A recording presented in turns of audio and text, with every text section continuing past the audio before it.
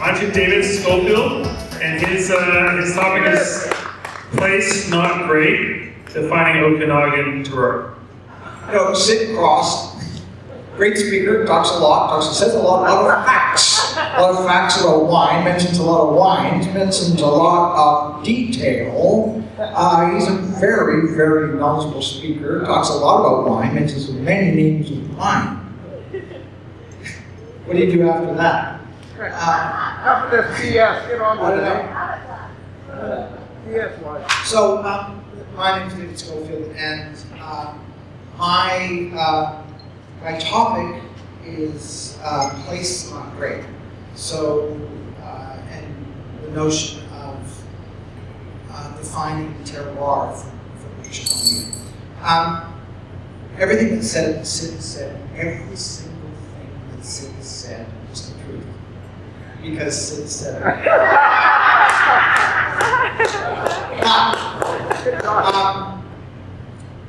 Okay, so my background, for 20 years, my job was buying wine for the BCLDB, and I traveled all over the world.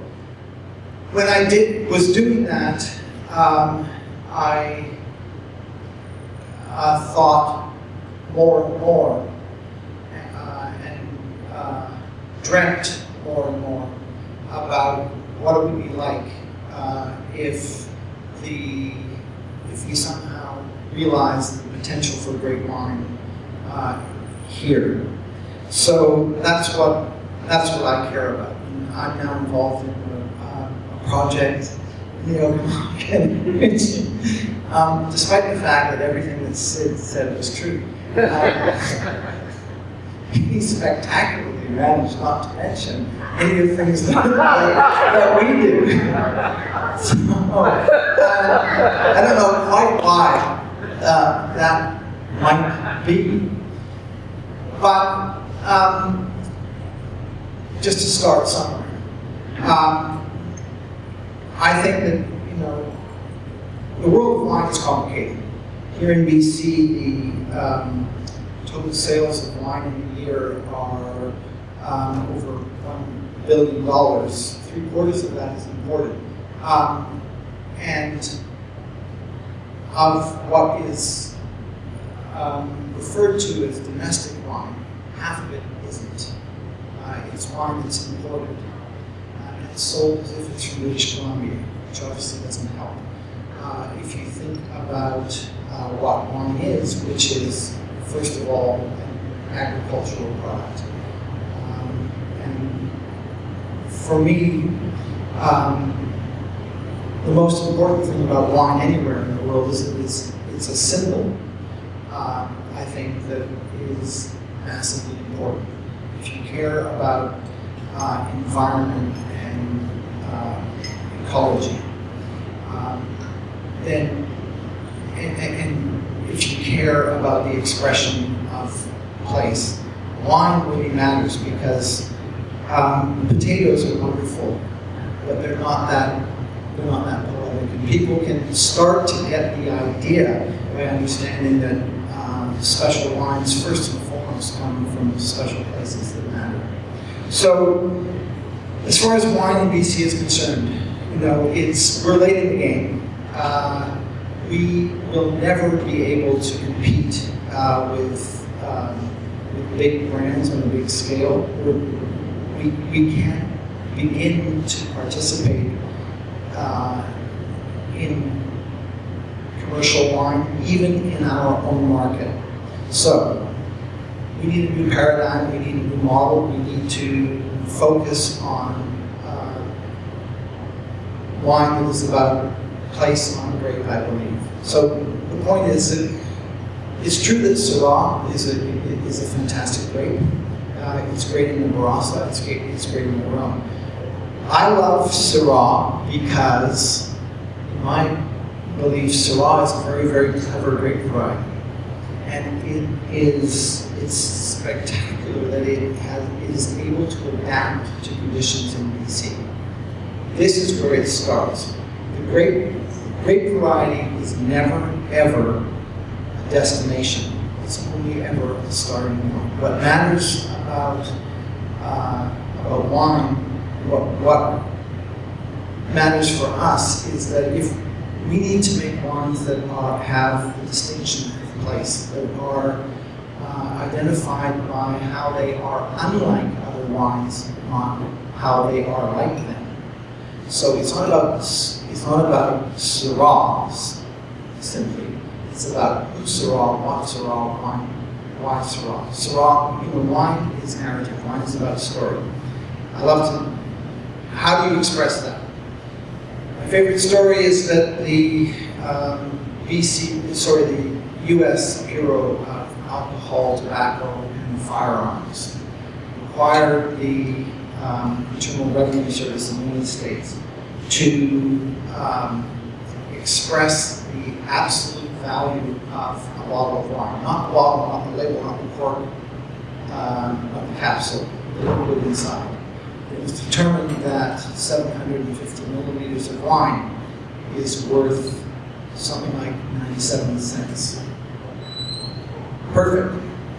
So how come then $2 Chuck is $2, so it isn't $2 anymore. It was at one time $2. And Chateau Petrus, when $2 Chuck came out, was $2,500 a bottle.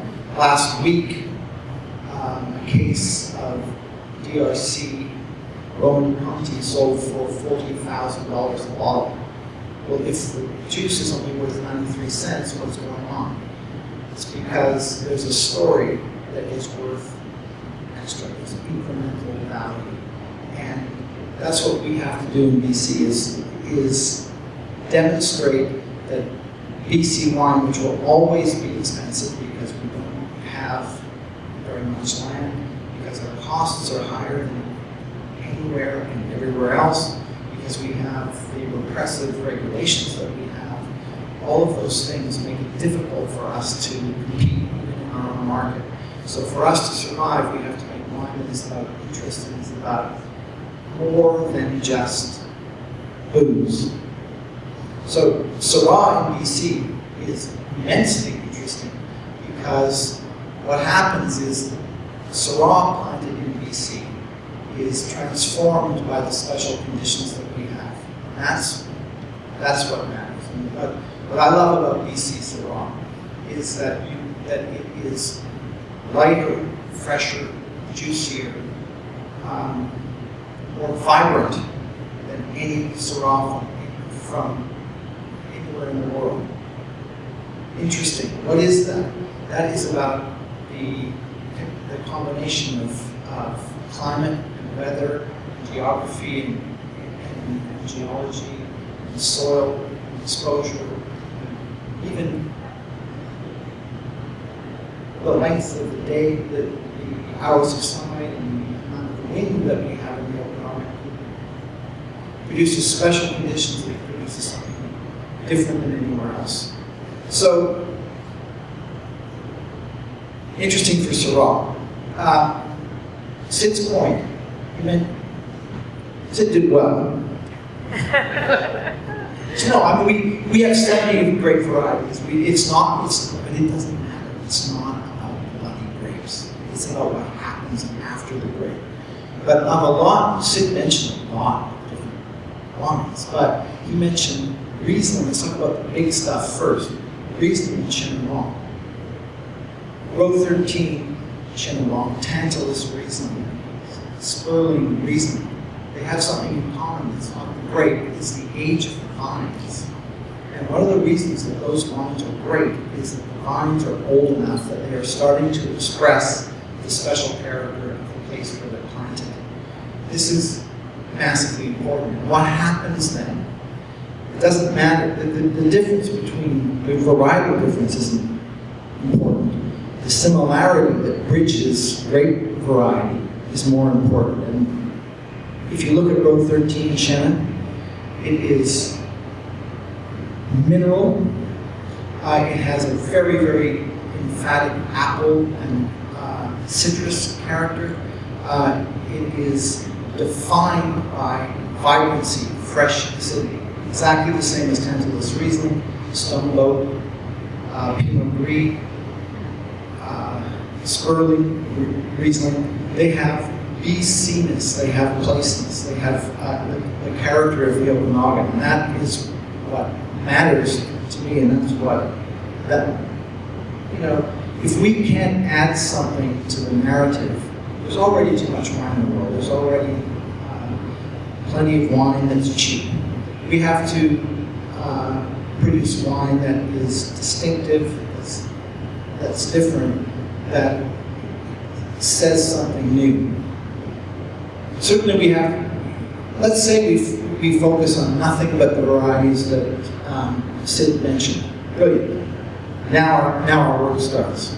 And what we have to do is adapt our farming, which we've learned that focusing first on the soil and farming practices makes a massive difference. At Okanagan Crush Pad, we began doing conventional farming because we had no choice for complicated reasons. We're now doing organic viticulture. We know a lot about the soil, and we've completely changed the viticultural practices so that we have much less foliage, which is the chronic problem in our location on the planet. And with our very long hours of sunlight and our late start of the growing season, the plant tries to put too much energy into leaf. What happens is, first of all, there's too much shade for the bunches. Without maximum sun in an already abbreviated growing season, you tend to get fruit that is underfruited, that isn't ripe enough. If you give plants a chance to fulfill their potential by organizing the vine spacing, by using correct pruning, which is historically in the Okanagan has been an absolute disaster, by prohibiting the overfoliation of the plants, you get something really different and really special that can express something beyond varietal character, which is the first step in appreciating wine. And what you get is something that is infinitely more interesting. So just, things that we've learned. No one really knew about the soil in the Okanagan. Many of the best terroirs in the world are limestone, chalk, and there's no White Cliffs of Dover in BC. So we weren't aware of the existence of calcium in the soil, which is what grapes crave more than anything else. But actually, the sandy soils in the Okanagan in many places are absolutely full of calcium carbonate, which is as Pedro Parra, our soil guy, says, for the vine, he's harrowing. Interesting. So if you have to know, but you have to know it's there first, and you have to adapt for it.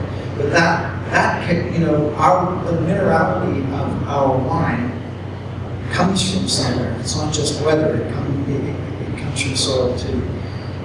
A defining characteristic of a lot of BC wines is the taste of grapefruit and grapefruit rind.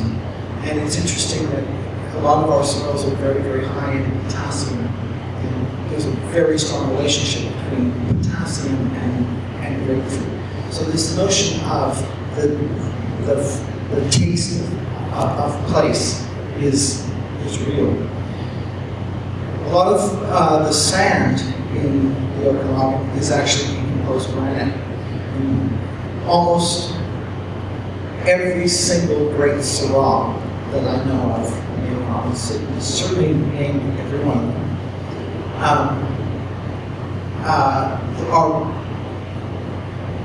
where the vines are grown in relation to granite. You get this dusty character. Well, that comes from the environment. And it's very special and it's very precious. It's something that we really love about our wines. You know, it's amazing how BC wine is developing, and if you think about beyond the Okanagan, it's astonishing. I said I don't think you did mention any Pinot Noirs from Creston, but there are great wines being made in the Kootenays.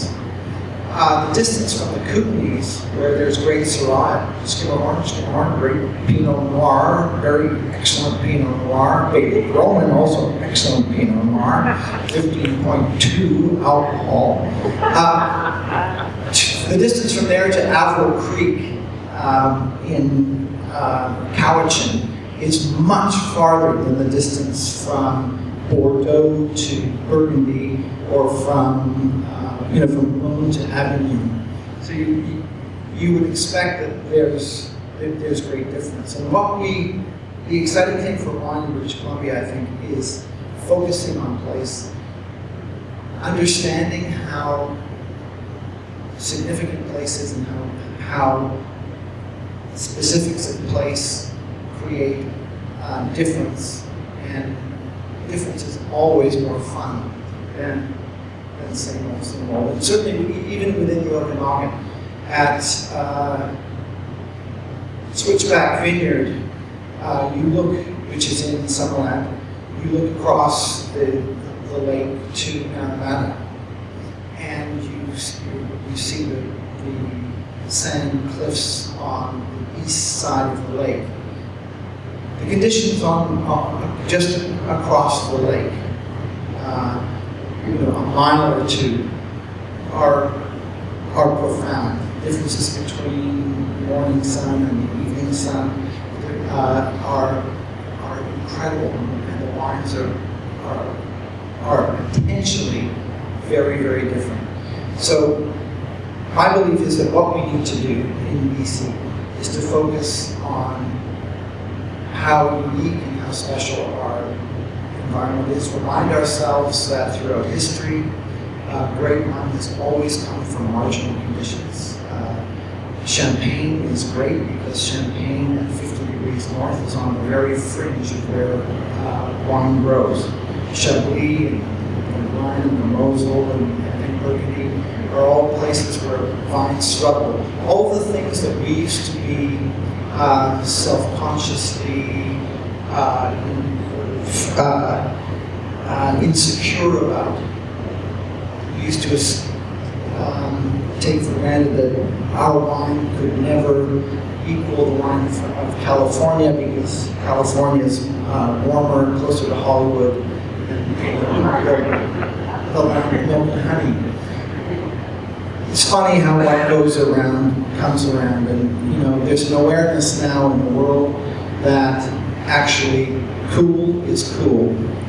In Australia, all of the wines that are most highly valued now are from places like Mornington Peninsula, Tasmania, high altitude Victoria, Western Australia, all places that have conditions that approach but are not even close to being as edgy, as marginal, and as cool as us. So what that means is that I think in British Columbia we have a fantastic future. The future, though, is taking a step beyond the grape and looking at place, looking at origin, and looking at what really gives interest and extra dimension to wine. So anyway, here's to the future of wine BC.